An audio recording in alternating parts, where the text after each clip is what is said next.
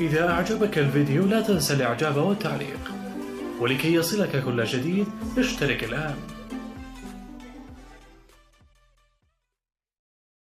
عليكم ورحمة الله وبركاته. شلونكم شخباركم حبايب قلبي؟ اليوم شرحنا كيفية أعمل هوية طريقة جديدة. مثل ما تلاحظون هذا الحساب أنا أكدته عن طريق هاي الهوية المزورة.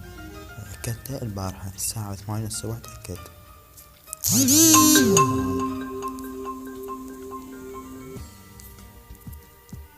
هذا الاسم هذا. المهم اليوم شرحنا كيفية أعمل الهوية بطريقة جديدة.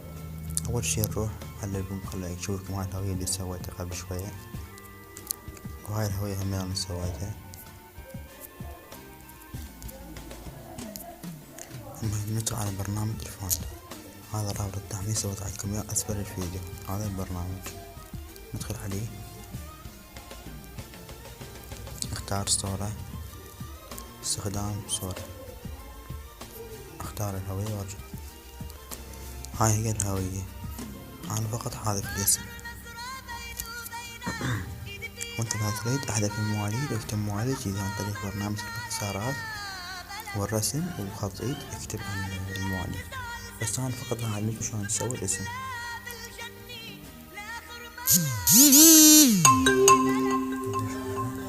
هاي هي الهوية، فقط راح اكتب الاسم واسم الاب والجد، اما المواليد هو مكتوب. واذا تغيرت امسح عن طريق برنامج المسح واكتب اسم. نرجع هنا على الخط، اسم اللي راح اكتب انا اسم، راح اكتب صادق بالخط.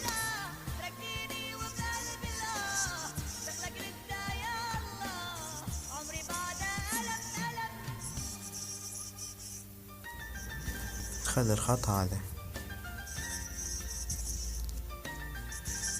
سوي قيام به، نجي نجيبه هنا الحجم بعد نقلله نخليه 30.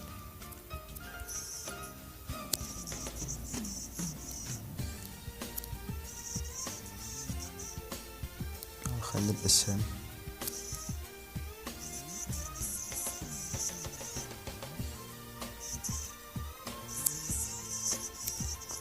سك اسم العيب مثلا راح اكتب وسام،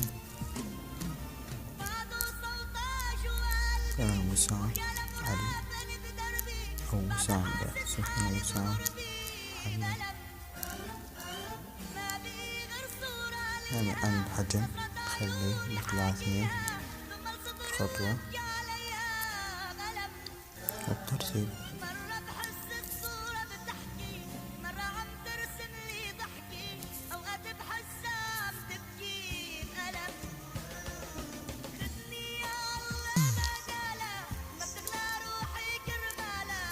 هاي الطريقة أنا أكيد بها أكثر من حساب.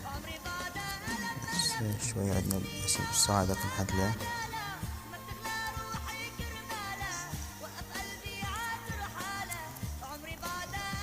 عشان محمد تعديل.